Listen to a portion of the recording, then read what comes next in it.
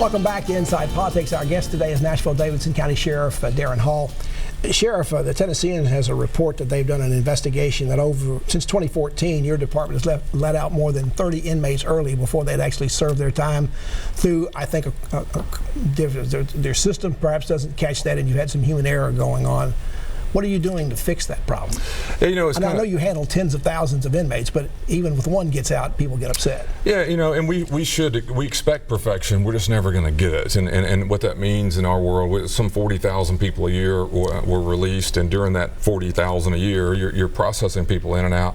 It's not, you know, it's not any one place's fault, but it's still paper, Pat. It's amazing coming out of courtroom. You're doing the handwritten notes to do this. It's a manual entry, reading something and entering time. I mean, it's unfortunately it's embarrassing that our court system and all of us aren't really into the world. That sounds like you're going to computerize it. Yeah, I may not see it all happen in my lifetime, but it needs to get moving. Yeah, computers are like that. Yeah, I don't see, but still, we have an issue, and I thought the reporter did a really good job of trying to explain various aspects of it. And the thing I was most disappointed about is, you know, keep in mind, we're in the mistake business. People come to stay with us overnight because of mistakes they're making.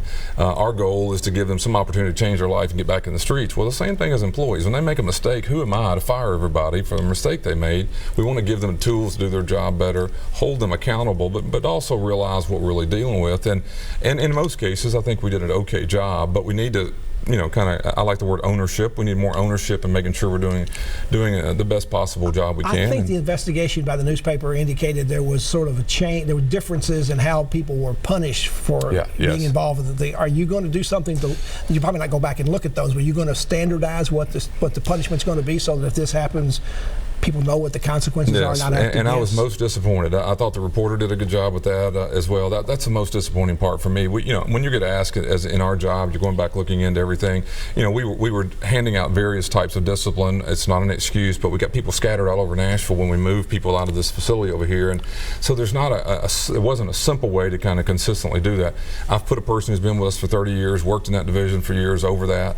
And I told him, you own it, and I expect you to make sure that this is not only the accountability is done, but the consistency in how we're doing it. And we told our staff, you know, look, I want you to be perfect. I don't believe you always will be. When you make the mistake, I expect you to be honest with us, and we're going to move forward and try to fix it. But I do want people to realize, I mean, you know, in 5 years, we're talking about hundreds of thousands of people and hundreds of thousands of cases. And no excuse, we should be perfect.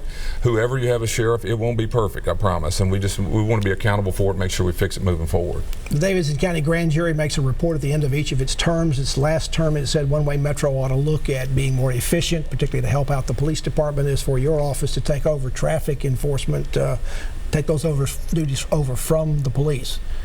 Do you want to do that? So you're a historian of Metro to me, and you have a lot of history, knowing a lot about it. And here's something I think the viewers need to know. You know, obviously, when the Metro Charter was formed, our duties were basically separated. But one of the things you used to be the chief law enforcement officer within the county. That's right. But you gave up those law enforcement duties, and the police took them over countywide. And you became just the operator of the sheriff, and mostly also serving warrants for the courts. A little bit, that's true. This has been through courts. Here's what it basically said: that we both can't do the same job. And you're right for the most part. But what it really says is we both can't do, for duplication purposes, the voters wanted one system instead of two.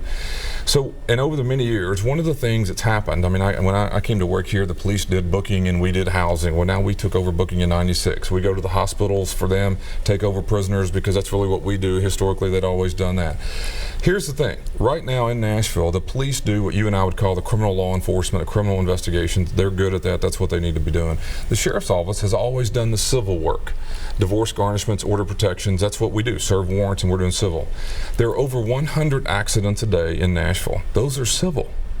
You're paying a fully sworn police officer to pull up on an accident on Broadway, which takes 2 hours to fill out whatever the civil paperwork is, and then he drives or she drives away. This is not something I'm asking to do. What had happened was we were asked for ways to save money. The reason it saves you substantial money, our people make less money, as they should. The police officers should be in your zones and doing the work of a sworn police officer. They shouldn't be tied up in accidents all over Nashville. And you think if you did this, there wouldn't be there's a confusion that might when people see you out enforcing traffic laws, they might start to confuse your people for police people. Do you think that's overcomable? Well, back in there, it was funny. Chief Surpass was here, Chief Anderson. Over the years, we've talked about it various times. This is not me asking to do it or them pushing it. It's just there's some realities here that we probably would want to draw a line. And for example, we knock on a door right now to serve a divorce paper, and there's cocaine spread all over the floor. Well, that's a criminal violation. We're there to serve a civil. So what we do is we have the responsibility to stay there, notify the police. We can detain you, awaiting that. So we overlap in those ways, awaiting those. So in the same premise here, you'd have some accident, and then there's a crime going on. We would notify the police. They would take over the criminal part.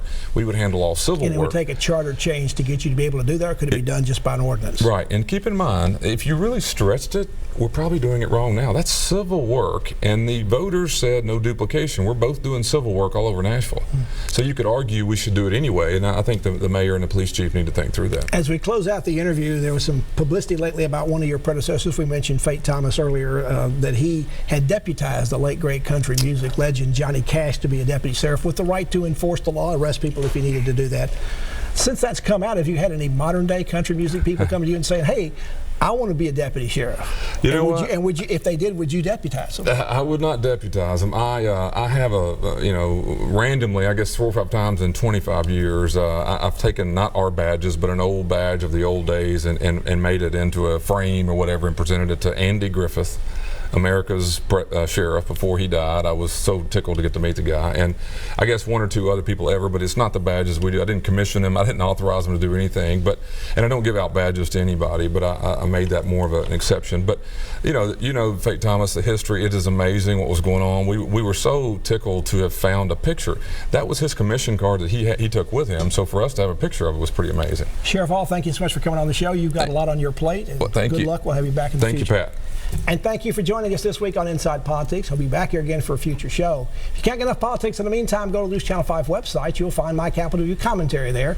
There's a new commentary posted every Friday afternoon. Enjoy the rest of your weekend, and we'll see you back here next time. Goodbye.